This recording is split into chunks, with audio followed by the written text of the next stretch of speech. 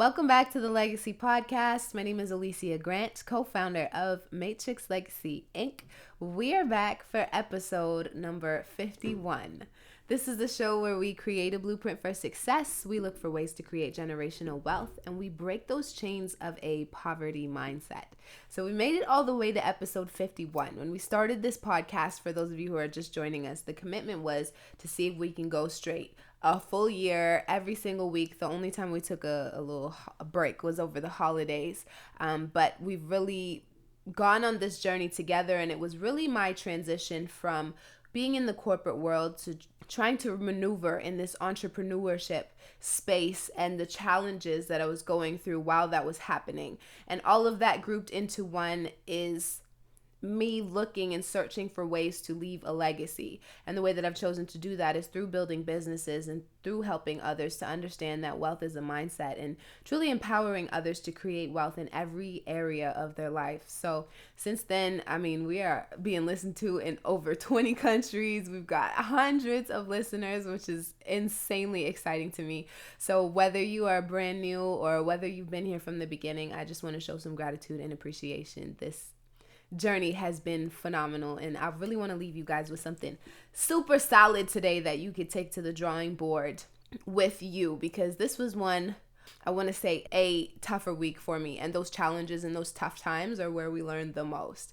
And so today's topic is really centered around how to get through those walls when we hit them, or when we feel like we've reached rock bottom, or when we feel like, how we've spoken about before, our actions and the work that we're putting in are not matching up to the results. How do we persevere and how do we push through that? And so I have some tips that I want to leave you guys with. I also have a few comparisons and stories that really impacted me and pushed me through when I was feeling a little shaky. And so I want to speak to that right where I am right now, so that hopefully it reaches and helps somebody today. So I don't know if you've heard the story about 3 Feet from Gold by Napoleon Hill, but he was telling a story. It was during the time of the gold rush, and there was a miner who, he was tipped off that there was a gold mine, and he just had to dig a certain depth in order to find it. And so after months of digging and purchasing equipment and drilling down and really trying to find where this gold mine started, he decided, you know what, this work is too tiresome. I'm done. I know I've invested all this time, all this money to find this, but I'm tired. And so he decided to walk away, sell his equipment, and just move on. Now, the person who he ended up selling his equipment to was asking him some questions like, what were you using this for? Et cetera, et cetera. And he decided, so the person who purchased the equipment decided that he was going to go and dig some more. Like, I know you quit, but I'm going to go dig. Turns out that the gold miner was literally 3 feet away from tapping in to the gold mine. And so he gave up when he got tired, when all this time had passed, when he'd put in all this effort and he still didn't receive his reward. He decided to give up and walk away. And because of that, somebody else was able to benefit and take advantage of everything that he had already done. And just knowing and remembering that story is one of the reasons why I was able to push through this week. I really hit a wall. It was like a slump. Nothing was working out. The conversations I was having was shaky. The results were just not coming in. And I was starting to doubt things about myself and about my work and about who I am that I should have never been doubting in the first place. But it's just looking back and saying, well, if I'm giving so much, then where's the trophy? Where's the finish line, But that's really what separates the achievers in life from the people who just settle for whatever is handed to them. It's because when we get tired, when we get exhausted, when we're feeling that feeling of defeat, it's so much easier to just retract and go back to whatever it is that we're used to and whatever it is that we're comfortable in, instead of trying to push through that pain, And if, let's say you're somebody who works out a lot, you will know that, you could be lifting little 1 pound weights all day. You're going to have to lift those things 1,000 times before you start actually, if you ever start seeing any growth. But it's once you put that tension on, and it's those extra 2 or 3 reps after your muscles are burning and you feel like you can't go anymore, that's where all the growth happens. But when it comes to our careers and certain projects that we're taking on, as soon as we feel that resistance and that tension and that pressure, it's so tempting to just walk away and say, all right, forget it. That hurts too much. But it's like, if you've already started if you're already feeling the pain, why not just grow through it? Because you know that what you want is on the other side. So you've got to find a way to push through, but it really is tough. It's a mental game, it's an emotional game, but once you are able to grab hold of it, well then, I mean, it pays for itself tenfold, right? And in my effort or coming out of my little slump, I was sent a motivational clip by Steve Harvey, and he was talking about how Albert Einstein said, our imagination is a preview of things to come. So Steve Harvey was talking about how God puts everything that he wants you to have in life into your imagination. So if you see yourself as rich, if you see yourself as a great family person, a traveler, a motivational speaker, whatever you see yourself as, that's a preview of what's already yours. All you have to do is do the work and reach out and grab what it is that's already set for you. You'll never have something placed on your heart, placed in your mind that you were not supposed to have. And so just keeping in mind that you're always going to face your biggest challenge right before your biggest breakthrough. And if you can hold that in your mind, that's going to be one of those things that help you actually get through that challenge. And so I actually want to leave you guys with 5 tips, 5 things that helped me get out of my slump and helped me remember who I am in order to get over it, get out of my feelings, and get back to work and get back to building what I started in the first place. And hopefully it helps you the next time you feel like you've hit that brick wall and you can't get through. So I think one of the most important things is to already have a system in place, to be proactive, because we know these challenges are going to come. We know these doubts and these negative thoughts. We know sometimes these things seep in. So setting up systems before they even happen is going to be the key here. So the first thing that you're going to want to do is take inventory of the people around you. You've heard that. You've heard me say that a few times throughout this series of podcasts, is really take inventory of who you have in your space. That when you reach out to them, they're going to be a positive light. They're not going to let you just sit and slump.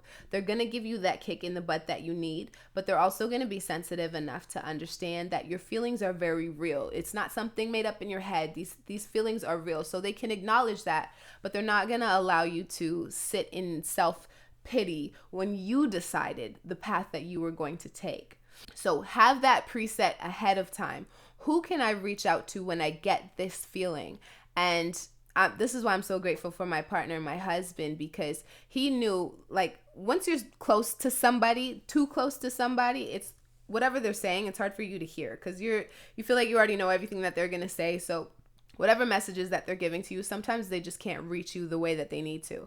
But he knew who to reach out to that could get through to me when I was in that moment. And so, yes, he was there to support me, but he reached out his hand to somebody else in our network and said, hey, can you give my wife a call because she's in a state that I can't help her in?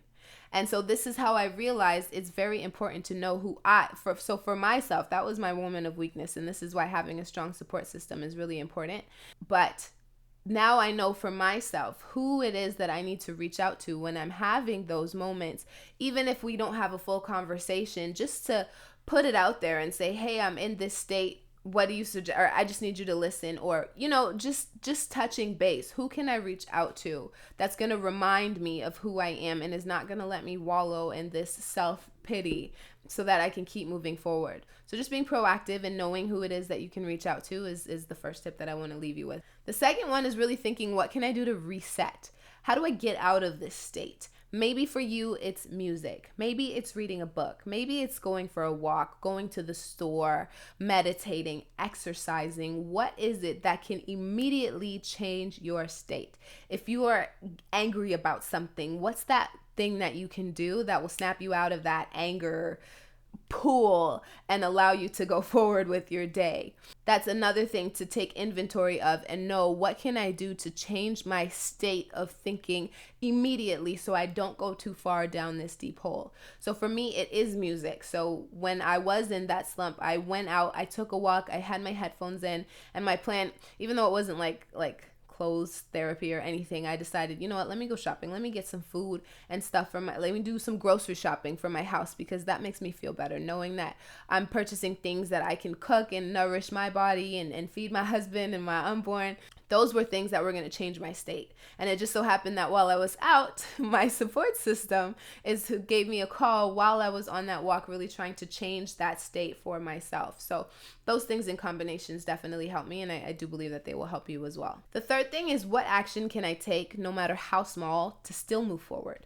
So even though, let's say your goal is weight loss, for example, and you feel like, I just cannot reach my weight loss goals or my weight gain goals, depending on who you are. What is one little thing that I can do? Is it drinking another glass of water? Is it maybe going outside for a 10-minute walk? Is it doing some yoga? What can I do, no matter how small the action is, to make sure that even though I feel like I've hit this brick wall, I'm still on the right path? I'm still in the mindset that this is going to happen regardless. I'm still in the mindset that I will never quit. I will still keep moving, even if it's just a crawl. What is the one tiny thing that you can do to move forward? If you're trying to write a book or a blog or whatever, can I just write the title? Can I just write the first sentence? Can I just something small? Can I mind map my next podcast idea? Whatever it is that you're looking to do, just make sure you can do something, even if it's tiny, to make sure that you stay on the right track, because that subconsciously tells your mind, we're not giving up, we're not giving in. We might have to slow down a little bit, but this is not over till it's over. Okay. The fourth thing is to remember why you started in the first place. This is why your why is so important. What are you rooted in? What are you fighting for? Is it somebody in your family? Is it to be completely financially free? Is it for a vacation that you're trying to save up for? What is the reason that you started whatever you started in the first place? And if you can think back to that and connect it to a person or something that's really emotionally tied to you, that's going to help you push through that brick wall. That's going to help you get out of that slump that you're in, because it's like, okay, this is not about me anymore. This is about the end goal of supporting that person or being able to do this for myself, or whatever it is, whatever the reason is that you started in the first place. You have to have that in your memory bank somewhere. Hopefully it's posted as an affirmation on your wall, or you've got a vision board or something like that that you can refer back to and remind yourself of why you started in the first place. And then the last tip that I have is to take a step back. It's okay. This doesn't mean turn your back. So sometimes you need to take a step back, but that does not mean that you turn your back on what it is that you're doing. What it means is that you step back and you assess the situation as if you're not yourself, as if you're a third party, somebody coming in to look at your situation with no bias, because this allows you to remove your emotions from it. A lot of times we take things for what they feel like in the moment. It feels so massive. It feels terrible. It feels like the end of the world. But really, it's just our emotions that are making that it feel that way. And it's not actually what it is. I've said this before. You have to take it for what it is and not what our emotions make it feel like. So it's okay to take a step back and assess your situation and say, okay, here's what's going really right and here's what's going really wrong, and here are some ideas for how I can reposition or correct my course. And you don't necessarily have to do that by yourself. Again, you can do that with whoever you have in your support system, in your team, in your network of people who can help you gain clarity as you continue on your journey. So just to review those 5 tips again, the first one is to be proactive and know who to reach out to when you get in that zone, when you get that feeling of defeat. Who can I reach out to? The second thing is, what can I do to reset? How do I change this state for myself? Is it music? Is it a walk? Is it exercise?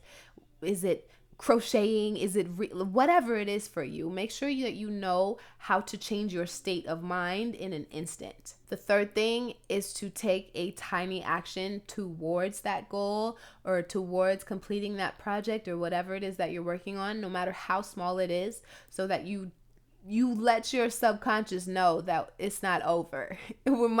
We might have hit a little speed bump, but this is not over. I have not quit. I have not thrown in the towel, and I will still move forward, even if I got to drag myself.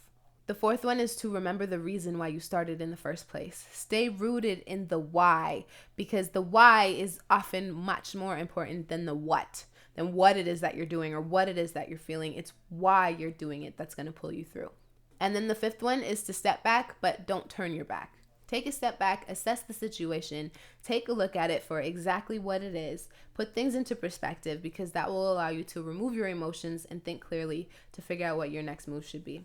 So I do hope that helps somebody. Those are the 5 things that helped me, and I know that I will be able to use those 5 things the next time I feel like I'm gonna I've hit a wall, because it will come. This is just how it goes. It's the cycle, and so if we know it's coming, being proactive about it is just gonna make the whole thing a lot easier. So if this did help you, go ahead and send this to a friend. Let me know. Like, comment, subscribe if you're listening on Spotify or Apple or any of those other podcasting platforms. If you could leave a review, that would be greatly appreciated. If we are not already connected on social media, you can find all of my information down in the description box. You can also download the Matrix Legacy app to stay up to date with all of our Matrix Legacy content. I will be here next week with another building block for success. Until next time, let's build a legacy.